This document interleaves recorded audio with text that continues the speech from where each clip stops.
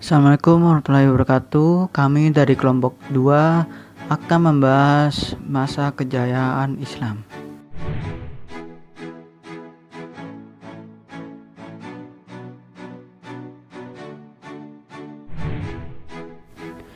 Masa kejayaan Islam dibagi menjadi 3, yaitu periodisasi sejarah Islam, 2 masa kejayaan Islam, 3 tokoh cendekiawan Muslim.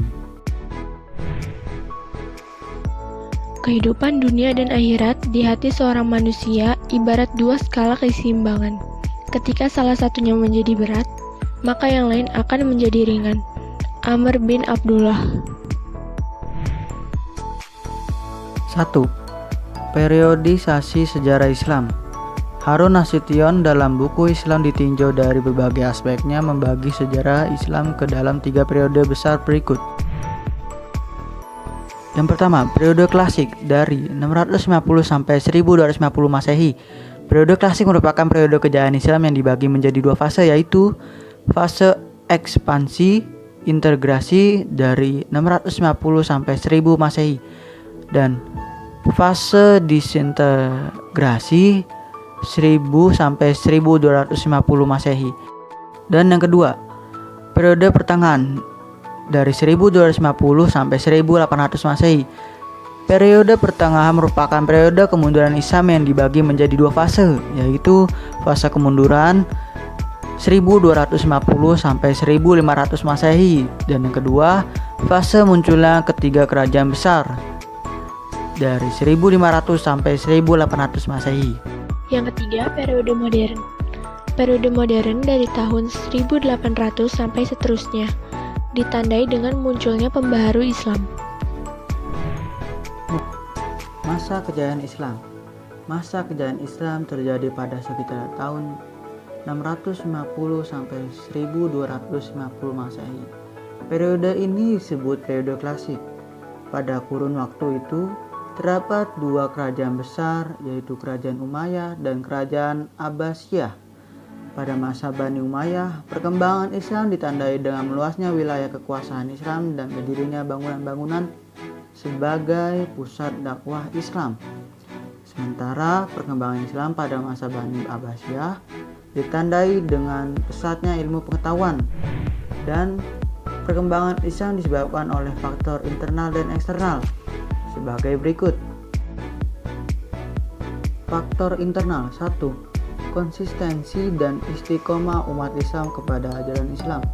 Kedua, Islam sebagai rahmat seluruh alam. 3. Islam sebagai agama dakwah. Faktor eksternal. 1. Terjadinya asimilasi antara bangsa Arab dan bangsa lain yang lebih dulu mengalami perkembangan.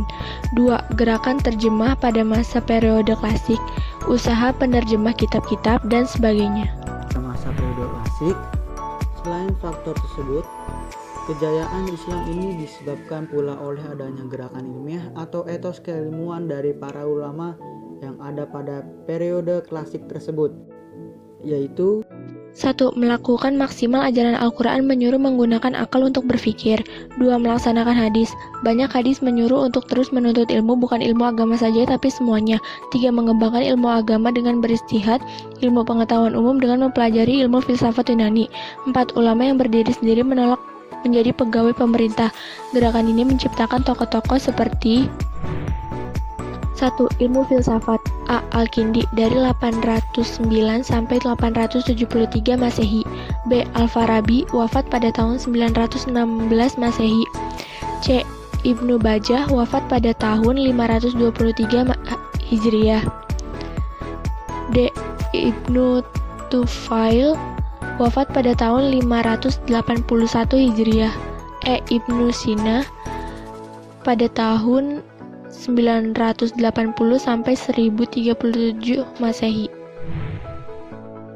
2. Bidang kedokteran. A.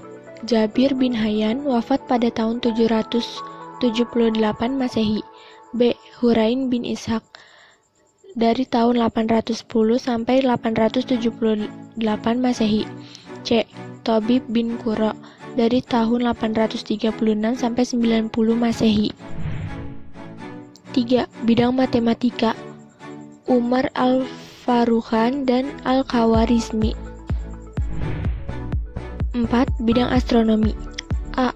Al-Farazi, pencipta astrolab, B. Al-Ghatani, penemu jalan 3 dari bulan. 5. Bidang seni ukir, Badr dan Tarif, dari tahun 961 sampai 976 Masehi. 6. Ilmu tafsir, A. Ibnu Jarir atau Bari, B. Ibnu Atiyah Al-Andalusi, wafat pada tahun 147 Hijriah, C. Muhammad bin Ishaq, dan lain-lain. 7. Ilmu hadis, A. Imam Bukhari, pada tahun 194 sampai 256 Hijriah, B. Imam Muslim, wafat pada tahun 230 Hijriah, C. Ibnu Majah, wafat pada tahun 273 Hijriah, D. Abu Daud, wafat pada tahun 275 Hijriah. C. Tokoh-tokoh Muslim yang menyumbangkan karyanya untuk peradaban umat manusia. 1. Ibnu Rushd, pada tahun 520 sampai 595 Masehi.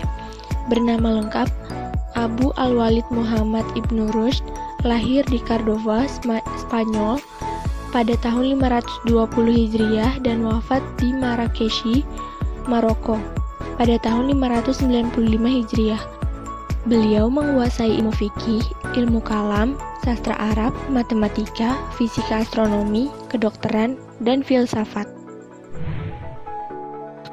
2. Al-Ghazali, pada tahun 450 sampai 505 Hijriah. Nama lengkapnya Abu Hamid Al-Ghazali, lahir di desa Ghozalah, dekat Tus, Iran Utara, pada tahun 450 Hijriah dan wafat pada tahun 505 Hijriah di Tus. 3. Al-Kindi, dari tahun 805 sampai 873 Masehi.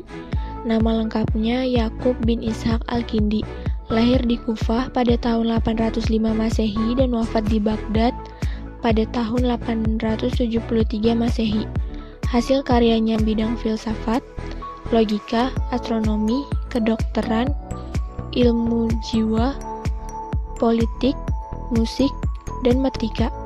Ia disebut Failasuf al-Arab atau filosof orang Arab. 4. Al-Farabi, dari 872 sampai 950 Masehi. Lengkapnya Abu Nasr Muhammad Ibnu Tarkan Ibnu Uzlaq Al-Farabi, lahir di Farabi, Transylvania pada tahun 872 Masehi dan wafat di Damsyik pada tahun 950 Masehi.